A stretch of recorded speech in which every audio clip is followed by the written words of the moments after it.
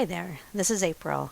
I'm here today to show you how to clean and comb and moisten your mohair.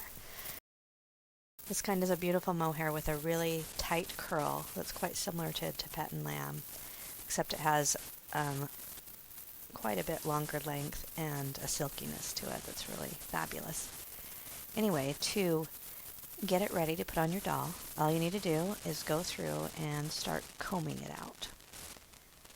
It comes in this kind of a clump, and what I'd like to do is just pull off little segments at a time and then just start combing it like this. Now you'll get some strands of hair that are going to get stuck in the comb, and there's little bits of, I don't know if it's a little grass or whatever, that's just kind of stuck in it that need to be pulled out and removed too.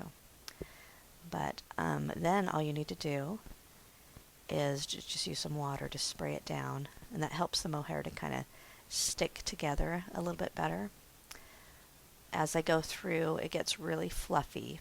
The main thing is you want to make sure you have a good grip on one end of it so you don't just pull the hair out by combing it. You want to hold on to it tight with one end with your hand and then brush it out with a comb with the other.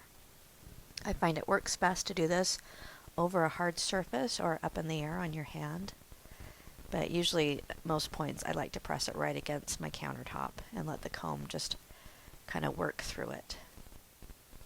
It only takes a few minutes to do this, and the results are really quite amazing.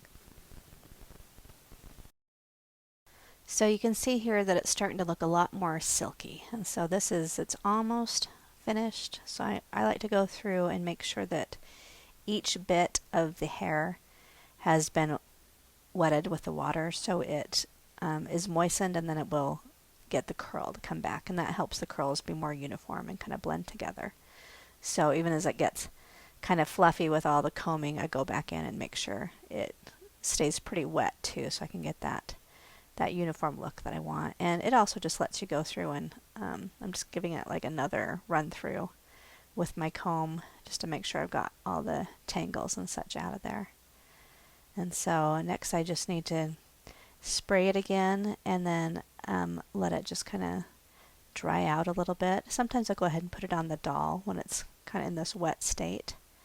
And if you ever want the hair to kind of stay wet like this looking, you can add a little bit of mousse to it, or you can actually add like some of your varnish. But of course that'll make the hair a little bit crunchy later, but sometimes you just want the wet look on your doll. Like if it's for a mermaid or something, this hair would be great for that. So next I'll show you what it looks like on our doll.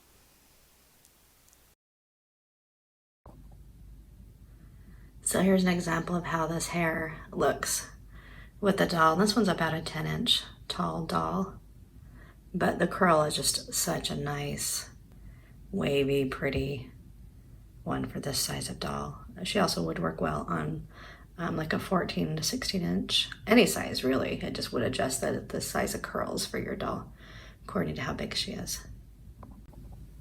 And to do the hair for a doll this size, it would only take just a couple sections. These are 1/2 ounce sections of hair that you can purchase, and I would say you would probably get at least 4 dolls out of it using this size of doll, just because the hair just really spreads out nicely and thickens up quick.